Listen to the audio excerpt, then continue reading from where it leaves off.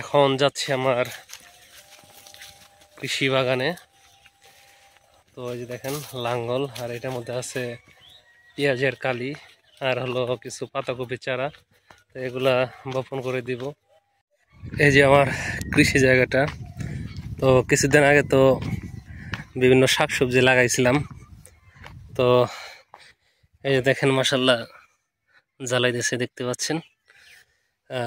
তো আপনাদের একটা বিষয় বলে রাখি, প্রথমেই যে এখান থেকে বিশাল প্রত্যাশা করতেছি আমি তা কিন্তু না। কারণ ন্যাচারালভাবে উৎপন্ন করতে হলে জমিকে সেভাবে প্রস্তুত করতে হয়। তো সেটাই করার চেষ্টা করতেছে, কিন্তু আমি পরিপূর্ণভাবে করতে পারতেছি না। কারণ এখানে প্রচুর পরিমাণে গোবর সার দরকার, সেটা আমি কিন্তু দিতেছি না। এটা কিন্তু খুবই দরকার, ছাই দেওয়া দরকার, বিভিন্ন জৈব উপাদান কিন্তু যোগ করা দরকার। এখানে সময়টা একটু কম দিতেছি। তো আমার টার্গেট হলো প্রথমে জমিটা ধীরে ধীরে প্রস্তুত করি। বেশি বুনবো, কম হলেও তো অন্তত নিজের পরিবারের জন্য হয়ে যাবে। আর ভিডিওতে সব কিছু দেখানো যায় না, কারণ আমি একা এখন কাজ করি। তো এই কাজই করবো নাকি ভিডিও করব? নিজের কাজের ভিডিও নিজে কি এতটা করা যায়? করা যায় না।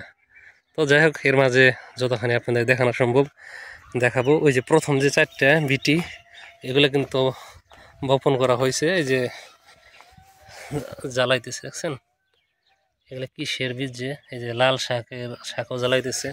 তো কিছুদিন পর আপনারা দেখতে পারবেন। তো এখন আমি কাজ শুরু করি। 1 2 3 4 4টা বপন করা হয়েছে, এইটার মধ্যে দিয়ে দিই তাহলে। আর এইদিকে যদি দেখাই, যে 2 দিন আগে মরিচের চারা আর বেগুনের চারা বপন করা হয়েছে। এই যে দেখেন, এই যে বেগুন।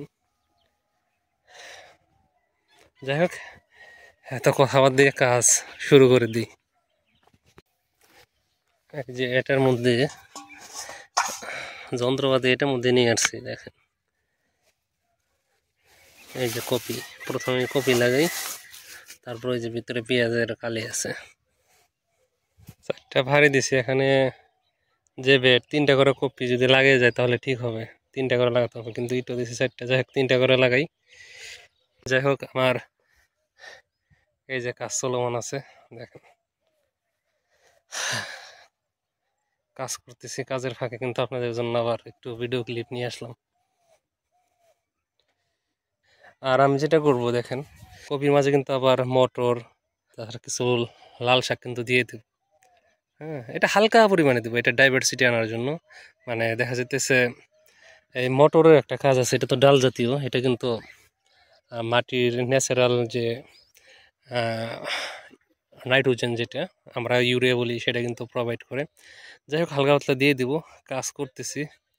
তো আজকে খুব বেশি কাজ নেই, অল্পই আছে, অল্প পরিমাণই।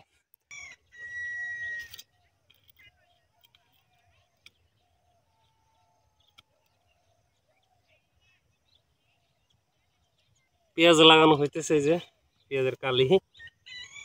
মাটিটা মানে একদম ঝুরঝুরা না, তো একটু সমস্যা হইতেছে। একজন ক্যামেরাম্যান রে পাইছি, দেখি এইদিকে। হ্যাঁ, ক্যামেরাম্যান রে দিয়ে ক্যামেরা ধরাইছি।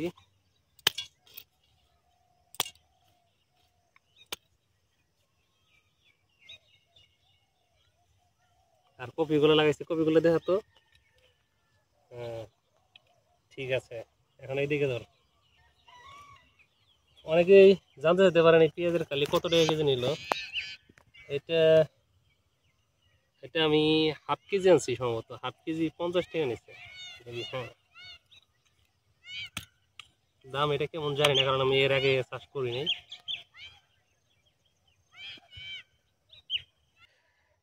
তো লাগানো শেষ হলো কপি আর পেঁয়াজ। তো এখন এই যে মটর, ধনিয়া, এগুলা এখানে দিয়ে দিব, ছিটিয়ে দিব। তারপর দেখি কপির মধ্যে একটু পানি দেওয়া যায় কিনা, দিয়ে তারপর আমি চলে যাব। আজকের মতো কাজ এ পর্যন্তই। পানি নিয়ে আসলাম বেশি করে, সেই অনেক দূর থেকে। তো কফি গাছে দিব, আর সাথে ওই যে বেগুন গাছ, মরিচ গাছে, ওগুলিও দিয়ে দেবো ইনশাল্লাহ। মাটি যথেষ্ট পরিমাণে ভিজা, তবু যেহেতু আজকে বপন করা হলো, পানি দেওয়া হলে এটা একটা সাপোর্টিভ হিসেবে কাজ করবে। কৃষিকাজ এটা কিন্তু শিক্ষণীয় বিষয় আছে, প্রাকৃতিক চাষাবাদ এটাও কিন্তু শিক্ষার বিষয় আছে। যদিও আমি 3 দিনে প্রশিক্ষণ নিছি, অনেক কিছু জানলেও কিন্তু আমি অনেক কিছু অ্যাপ্লাই করতে পারতেছি না। ন্যাচারাল চাষাবাদ নিয়ে ইচ্ছা আছে অনেক বড় কিছু করার। আল্লাহ তাআলা জানেন যে কত দূর যাওয়া পসিবল হবে।